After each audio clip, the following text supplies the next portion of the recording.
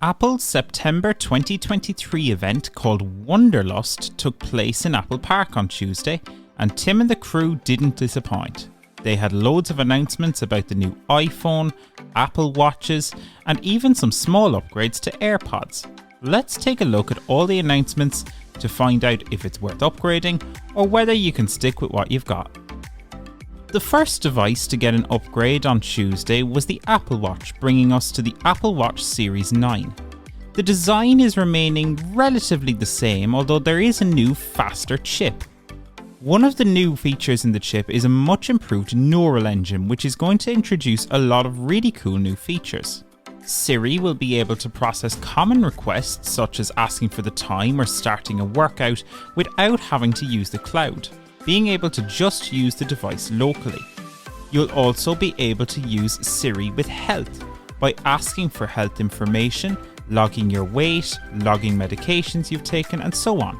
It's unclear if this feature is just for Apple Watch or whether it'll come to HomePod, iPhone, and other Siri-enabled devices, but it's a cool feature nonetheless and should make logging your health data easier.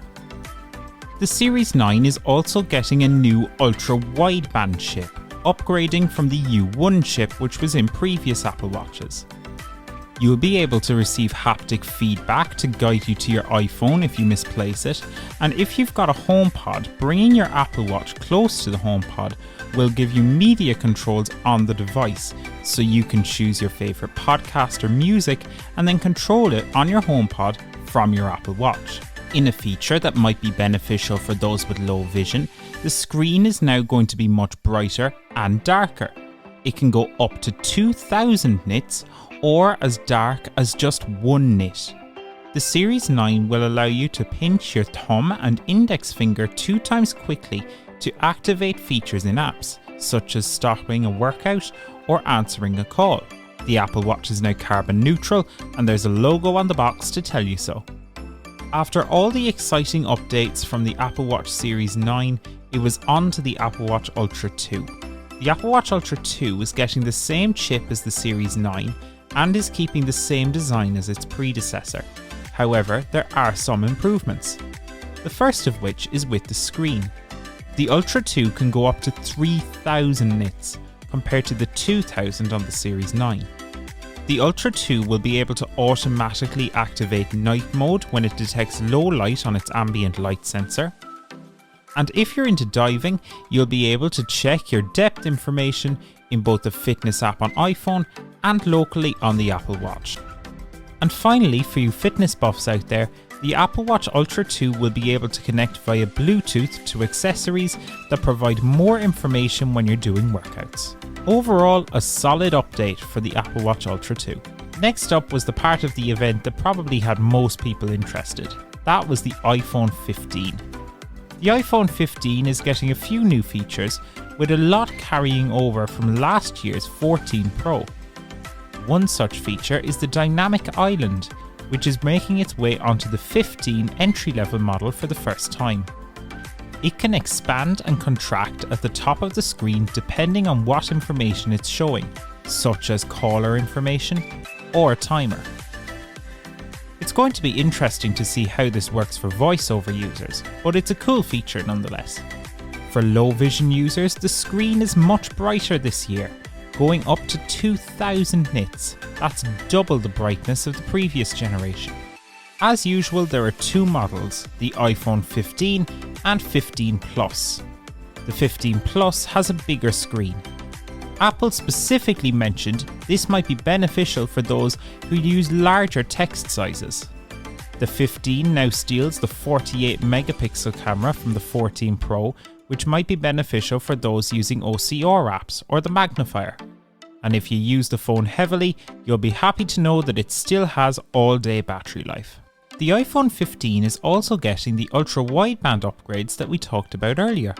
In a feature that could be great for blind people, you'll now be able to find friends in the Find My app using precision finding, helping you find them in a crowd. This does require you both to have an iPhone 15, but it's an interesting new feature.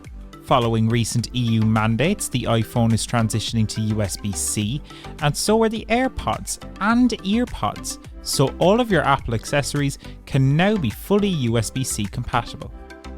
Apple will no doubt have fancy names for the colours of the iPhone 15, but in short they're sort of black, sort of blue, sort of green, sort of yellow and sort of red, with the coloured options a slightly off-white kind of colour. It's a decent upgrade and certainly more of a leap from the 14 to the 15 than the 13 to the 14. Let's move on to the iPhone 15 Pro.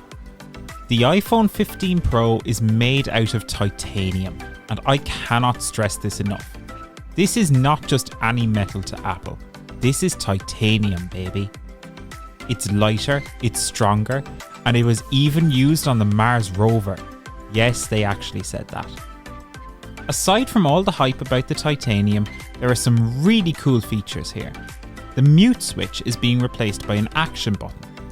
It can still mute and unmute if you wanted to, but you can choose from 9 different options, making it way more versatile. The action button can mute and unmute, turn on Do Not Disturb or a focus mode, activate the camera, start recording a voice memo, turn on or off the flashlight, start translation, open the magnifier, run a Siri shortcut, or activate accessibility features including voiceover. The iPhone 15 Pro comes with an A17 Pro chip, which should be great in particular for gamers who need high performance. Apple were very proud of their gaming performance, with some console games now coming to the iPhone 15 Pro. The other major update, especially for visually impaired people, is the upgrade to the camera. Yes, it can take fantastic new photos in low light and all those cool things, but it's coming with a 5x optical zoom, which should be a game changer for regular users of the magnifier. It was a great way to end Apple's Wanderlust event. If you want to check out more content from an accessibility perspective, check out the NCBI Labs YouTube channel, follow our newsletter, and check out the Talking Technology podcast.